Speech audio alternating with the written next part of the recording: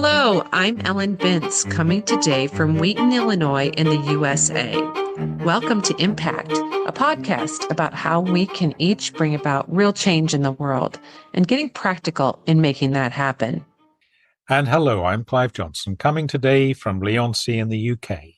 A special welcome if you're listening for the first time, and a big thank you to our new subscribers. Each week, we look at one aspect of how we can connect our hearts to offer healing for others with our collective intention, prayers, and meditation, and go behind the headlines of a critical happening in our world that needs our attention right now. Today's episode, we take one of these regular deep dives and we're summarizing our year a little bit to more fully understand and tune in with something many of us may know only a little about and see where we might hone in with our prayers and intentions. And as we record, it's December 31st, 2024, New Year's Eve. In this special episode, which may well become an annual event because we did this last year too, we take a look back at where we focused our intentions and prayers this year with a particular focus on the things that have developed in a positive way and for which we can be grateful. Of course, it's not particularly wise and is sometimes impossible to know how our intentions were received. We don't make a habit of following everything, trusting that what we will for is heard. And we know, of course, that many others will have been holding their own intentions, sending healing energy and interceding in different ways. However, looking at some of the themes that we considered this year and held intention for, we can see a mix of real progress and challenges that remain, perhaps because of timelines and complex factors we don't understand, where resolution means that development won't happen quickly. Yeah, and as we always say with intention, we don't necessarily know the highest good. We can't Exactly. what that is, really.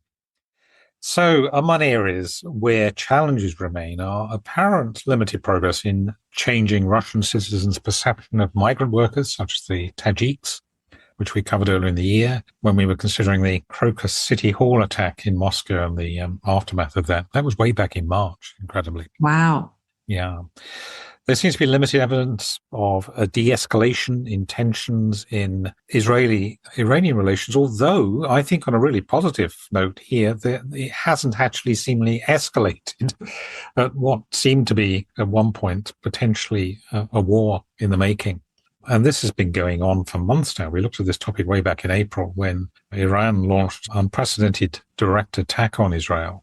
Sadly, too, the conflict and humanitarian crisis in Darfur continues, albeit again, even there's been progress with which we reported back at the time, the Adre border crossing from Chad temporarily being reopened, and happily, the UN Security Council finally adopting a resolution demanding that the main rebel force there, the RSF, end the siege of the desperately starved massive city of El Fasher and its refugee camp. And in Somalia, which we focused on back in September, the rebel group there, Al-Shabaab, continues to launch attacks. There has sadly also not been any significant progress that's been reported regarding the Taliban re-establishing secondary school education for Afghan girls. That's something we reported on back in October. In the face of it, and as far as it's possible to discern with available reporting, all of these must remain in our sights for holding intention. Some of these situations remind us how complicated geopolitics can be, which makes focusing intentions based on a single aspect of complex relationships difficult. And we're learning this as we learn about how to better focus and define our intentions. The situation in the Middle East is perhaps one of the most obvious examples where Israel's relationship with Iran has likely been affected following escalation of tensions between Israel and Hezbollah in Lebanon during recent months. We've all heard about that. Although here, a temporary ceasefire appears to be largely holding at the moment. This may be an example of where establishing permanently peaceable relationships takes time and may rarely be possible when a complex conflict is active in the wider region. More positively, though, the Abraham Accords, the peace treaty agreed between Israel, Bahrain, Sudan, and Morocco, has helped during a year of major conflict in the Middle East. It's an example, isn't it, of something that could so easily have broken down, given all the tensions. I know all of the Arab nations there mentioned, the UAE as well, I believe, is part of that, very easily could have turned against Israel in this case. And clearly there's disagreement behind the scenes, but that treaty is still holding. So much to be grateful for. And that is really our focus for this episode. So let's go back to April, when we sought to unravel what was going on in the conflict between Armenia and Azerbaijan in Central Europe. As you might recall, if you heard the episode, there was a dispute over territory, the Nagorno-Karabakh area, very mountainous area in the Caucasus. And we set an intention that the governments of both countries would be moved by compassion to work towards maintaining peace between the two countries. The two countries have been engaged in extensive negotiations aimed at finalizing a peace agreement and have made headway in demarking the northern section of their shared border. Given this has been going on for decades, this is really quite significant. A majority of the terms for a new peace treaty have been agreed as of October this year. There's also been a prisoner exchange, and both Armenia and Azerbaijan are showing willingness to remove contentious issues from the peace agreement text. Very significant moves towards establishing peace and stability that we might take a moment to be grateful for, even if there are obviously some challenges that remain. Absolutely. And then back in May, we turned our attention to how the world is performing in terms of vaccinating all its people against preventable diseases, with the continued need for all countries to cooperate in funding and supporting vaccination rollout. Challenges remain, of course, and we do not yet know how many vaccines will be delivered this year. However, we do know that Gavi, the Vaccine Alliance, continued its efforts to help vaccinate more than half the world's children, while many countries continued to donate vaccine doses to COVAX. This initiative providing widespread access to vaccines for low and middle income countries. There also appears to have been progress among governments recognizing the priority of enabling and promoting vaccination against preventable diseases, which was the focus of our intention.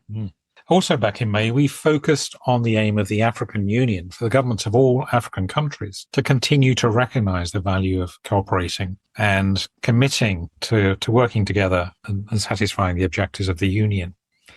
Since that time, the African Union has launched its second 10-year implementation plan and has shown a renewed commitment to developing the continent. A joint roadmap for bringing UN Security Council resolution on funding for peace-leading efforts has also been endorsed.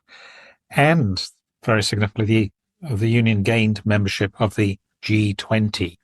Africa now represented in this very important forum. Also this year, the European Commission and the Africa Development Bank signed a framework partnership agreement to boost infrastructure investments across the continent. So plenty there to celebrate. Some great strides that are being made in Africa in moving forward and becoming part of the global economy and having a very significant global influence.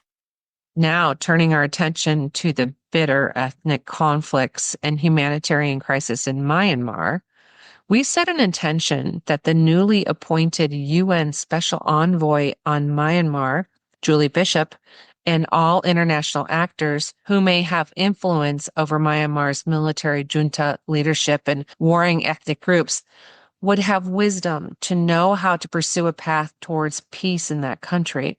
While significant challenges remain, Bishop and other international actors have made some progress in pursuing peace in the country, engaging in extensive regional diplomacy, including with Myanmar's military leader, civil society, and opposition groups.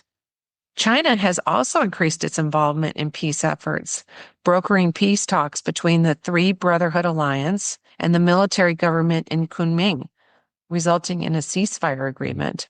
Nonetheless, achieving lasting peace in Myanmar remains a complex challenge, requiring continued international cooperation and pressure on all parties involved.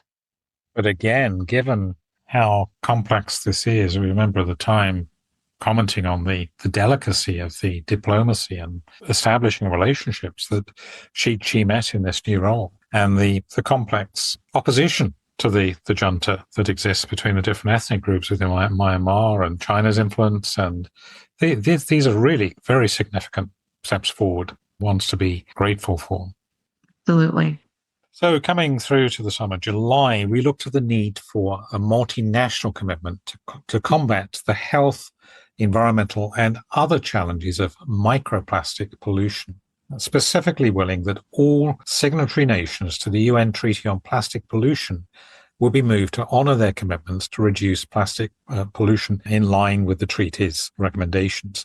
Now, as of this month, UN member states had failed to reach a final agreement on the treaty, although over 100 countries, including the EU and members of the so-called High Ambition Coalition, continue to support what are very ambitious goals embedded in the treaty, and progress has been made in raising awareness and building consensus.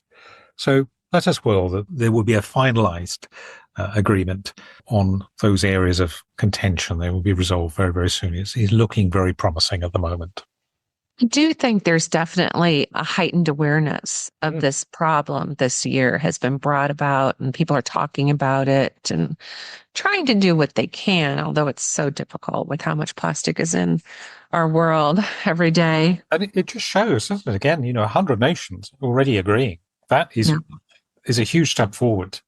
It just shows how complex and difficult reaching global agreements are.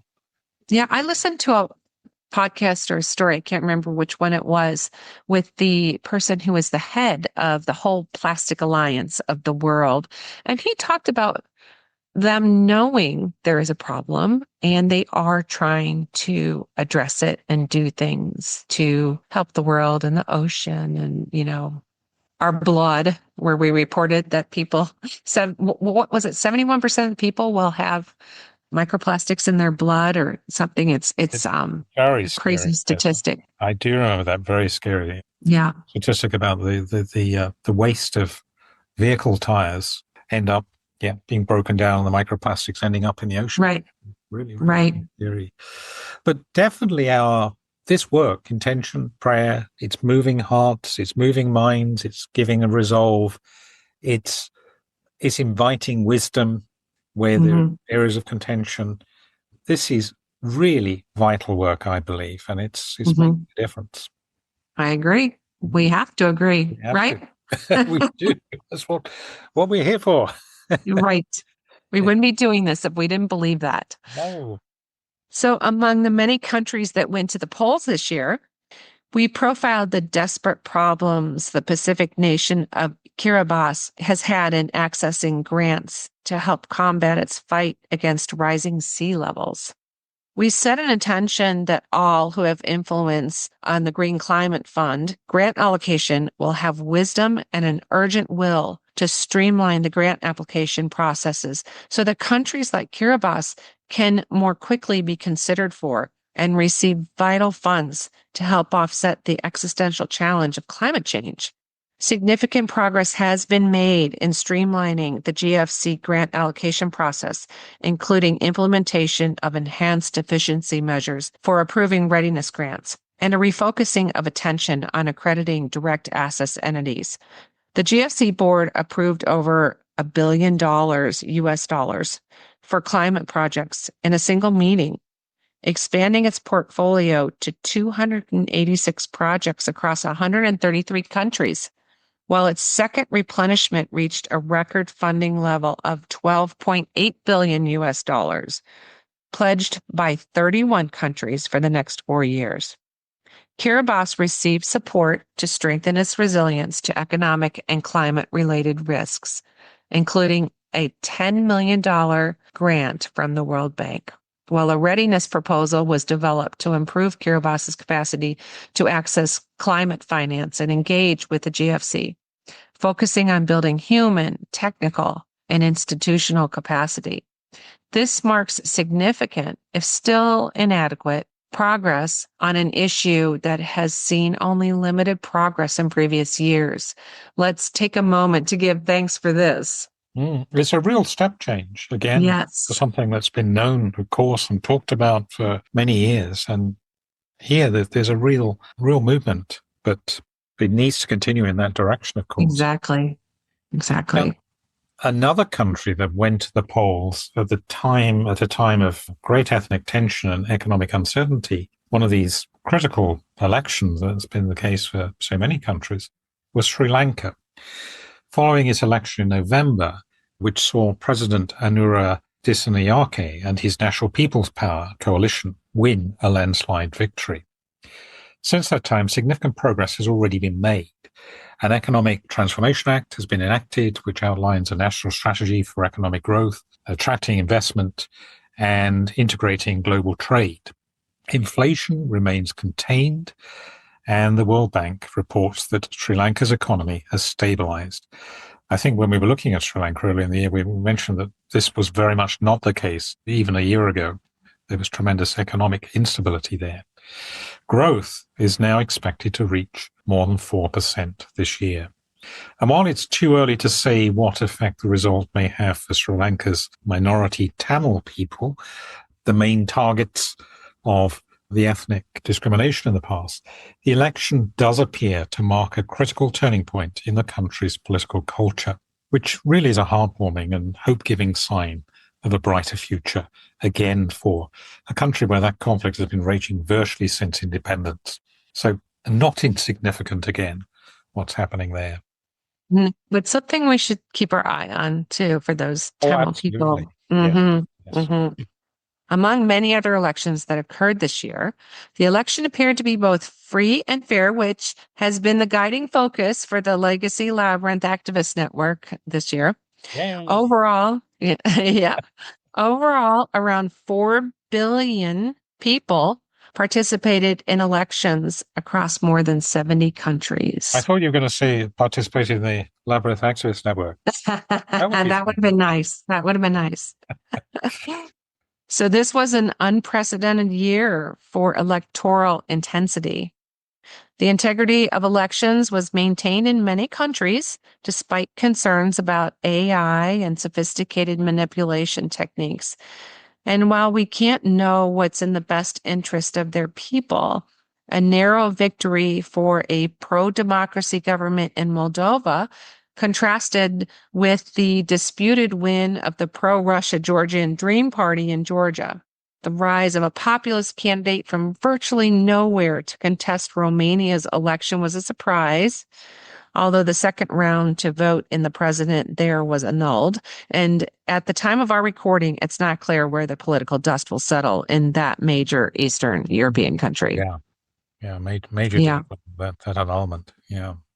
And back in October, this was the early days following Hurricanes Milton and Helene, which came very soon after each other. Milton was the second, wasn't it, of the two? Mm-hmm. We joined with Global Healing Response in holding as our main intention that every possible resource and assistance would be immediately made available to those in need from the results of these storms, particularly affecting Florida and Georgia and other states in the southeast US. The response was considerable and immediate. All hands and hearts mobilized several teams across Florida to assess and address widespread impacts just a couple of days after Helene's landfall. And the state launched an extensive disaster response, with relief groups quickly reaching affected areas and critical infrastructure, I remember we reported on this at the time, being very quickly restored. That said, the scale of destruction from both hurricanes presents ongoing challenges for recovery and assistance in the affected regions, which we said in our special episode at the time requires an ongoing, very long-term commitment to resolve. So let's will for that to continue. Yes, and it will take quite a long time. And this month, Major political events have unfolded in Syria and South Korea, with the fall of Bashar al-Assad's regime and the former ending over 60 years of Ba'ath Party rule, and a short-lived declaration of martial law in the latter. We've held both among our intentions, although the dust is yet to settle in both countries in what are still very early days. In Syria, humanitarian organizations like Doctors Without Borders actively responding to needs across northern Syria, providing medical care and essential supplies to displaced populations, while the UN and other partners continue to deliver aid where possible, despite movement restrictions and a challenging security environment. Alongside the pressing humanitarian crisis in Syria, there is hope for a more inclusive political dialogue moving forward, aimed at addressing the needs of all Syrians and rebuilding the country after years of conflict, and thousands of detained political prisoners have been freed. In South Korea, there was a rapid restoration of normalcy following the martial law declaration and subsequent impeachment of President Yoon, who had made this declaration. Although significant challenges remain in achieving lasting political stability in the country and still today. Financial markets initially reacted negatively to the declaration, but they stabilized quickly after the repeal. At the time of recording, the future direction of the country politically remains unclear, but at least in the short term, as we willed for, there's been a rapid restoration of calm. I think they impeached the temporary guy too, didn't they? They just Yes. did that. So, And this seems to be one of the really promising things, that the sort of political structures there held up, democracy, essentially. But yes, it's going to be another few months probably before the country's reestablished itself on a firm footing. Well, and we talked about the fear that this would leave them vulnerable to outside forces, seeing that they were unstable, and that hasn't happened. No. So we can be thankful for that. And we also spoke, I think, at the time about North Korea potentially exploiting this, which again doesn't appear to have happened. So again, another reason to give thanks. Now, our main running theme for global healing this year has been our planet. This has been the theme of global healing response, as we focused our attention on each of the 4 principal elements over the course of the year. In other words, air, water, earth, and fire. In terms of global commitments, there have been significant developments that seem to align very well with the intentions that we held. During the course of the year, among our intentions, we will that all human beings remember that we are all caretakers of the same planet, our Mother Earth, and that they be moved to responsible action, or we be moved to responsible action in how we contribute to influencing the quality and composition of our planet's atmosphere. Given its commitments and significant progress, we also held intention for all who have influence within EU nations to continue to be open to, be guided by, and promote actions and policies that help reduce their nation's CO2 emissions. Much has been achieved, if, of course, this isn't a time for being complacent. Significantly, among extremely encouraging developments we give thanks for, a UN Pact for the Future has been adopted, representing a significant diplomatic breakthrough in upgrading global capacity and in environmental protection. Australia and the UK struck a deal to collaborate on climate change and energy initiatives, focusing on green hydrogen and offshore wind development. That's exciting. Several countries made progress towards their climate targets, with projections indicating that greenhouse gas emissions of 25 major emitters may now have peaked, and faster renewable energy uptake and additional policies have been implemented to accelerate emissions reductions, resulting in emissions projections being substantially lower than estimated in 2023 for countries like China, India, Canada, and the United States. Yeah, I remember we mentioned just how well India is doing in this regard. The most populous country on earth, really a model there. And in the EU, the Net Zero Industry Act entered into force back in June. Wind and solar energy generated more electricity than fossil fuels in the EU for the first time in the first half of the year. marking a significant shift towards cleaner energy sources. And I believe in the UK, we've actually passed that threshold this month, actually, as well. That's fantastic. First time ever. Meanwhile, Portugal established Europe's largest marine protected area network in the Azores, demonstrating a commitment to safeguarding the unique underwater ecosystems there. And the EU successfully adopted key proposals under the European Green Deal, which include revisions to energy performance in buildings and in methane regulation. 6 European countries pledged 130 million euros to protect biodiversity at the UN Biodiversity Summit. That's, in other words, COP16. And the UK made history, as I mentioned, by quitting coal for electricity generation. We also held intention for scientists, environmentalists, governments, and all who have influence to be inspired to discover and promote projects that benefit rather than harm life on Earth. In this regard, we're encouraged to see that the EU's LIFE program showed a 10-fold return on investment for environmental initiatives, justifying increased spending on green projects, and celebrate the launch of the Global Center on Biodiversity for Climate, which supports research and development addressing biodiversity and climate challenges simultaneously. Tenfold. It's That's incredible. Awesome. Yes. It's just striking me how important it is to take note and acknowledge and give thanks for these developments. We're understandably and rightly always talking about the challenges and the urgency for addressing climate change, but perhaps we need to remember actually a lot is happening. If it's not enough, it is happening, and it's taking some serious steps forward. Well, having a financial benefit like this tenfold is motivation for people to keep working to, unfortunately, sometimes that's what is needed. Yes. To, create progress. So that's awesome news. Exactly. So taken together, these developments demonstrate progress in raising awareness and promoting responsible action regarding atmospheric quality and our responsibility towards our planet. So a lot to be thankful for global heating response this year, although continued and redoubled efforts are of course needed. So there's much to be grateful for this year, if at times it seems that environmental crises and brutal conflicts suggest there's been little progress. We do live in a complex, big world, and one which individually and collectively we might only do our best to identify where our compassion is most needed. And we will, of course, be continuing with these best efforts in the new year. So as we end our review of this year, let's concentrate our energy this week on giving thanks, as we suggest as our main focus. We give thanks for the many answered intentions and prayers that we know of this year, as well as the many that we don't know of. Please join us in holding this. That about wraps it up for this episode. Remember, you can connect with us in the Facebook group and for live intention holding in Clive's daily Insight Timer offerings, and with me in the Labyrinth Activist Network's Zoom calls. Details of how to hook up with these are in our show notes.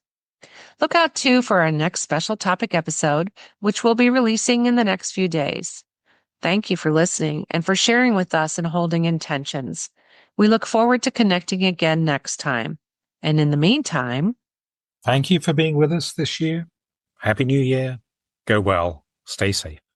And remember, we're more powerful together. Impact is presented by Ellen Vince and Clive Johnson and produced by Impact Productions. Our theme music is by Chris Collins and our logo artwork is by Auto Classic. Subscribe wherever you get your podcasts and please leave us a review on Apple Podcasts, Spotify, Audible, or your favorite podcast provider. We're a non-commercial podcast dedicated to people of any faith tradition or none who yearn for healing in our troubled world. Please pass on the word so others may join us in making an impact. Thank you for listening.